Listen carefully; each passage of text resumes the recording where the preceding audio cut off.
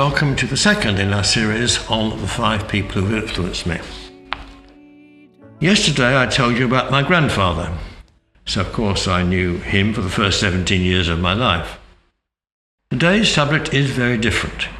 I don't even know his first name, so we shall have to refer to him as Mr. Derry. I don't know much about his career, only the calling he pursued when our paths briefly crossed. I don't suppose his sermons were ever published, nor was he ever a conference speaker with a personal following. I can't imagine him strumming a guitar. Maidstone is of course the county town of Kent.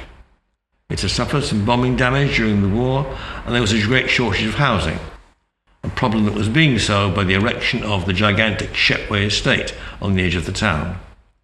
Lots of houses, a few shops, and I believe a parish church some years later.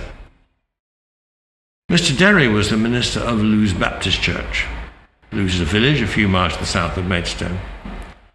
He and his wife lived on the edge of the vast Shepway estate I mentioned earlier.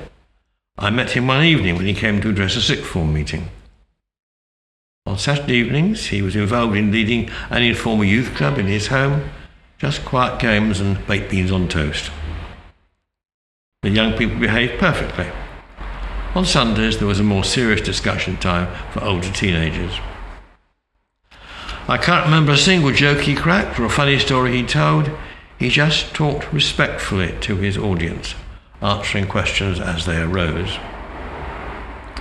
What I can remember is the talk he gave to the sixth formers, which I mentioned earlier. His subject was John's Gospel, chapter 10 and verse 10.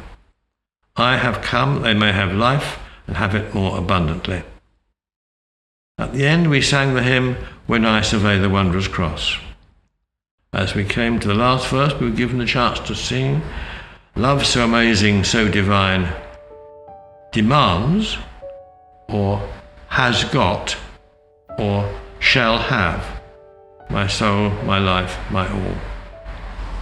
There was a muddled sound when we reached that point in the hymn, and I found myself singing, shall have. I went home very happily, having taken a major step on my Christian journey.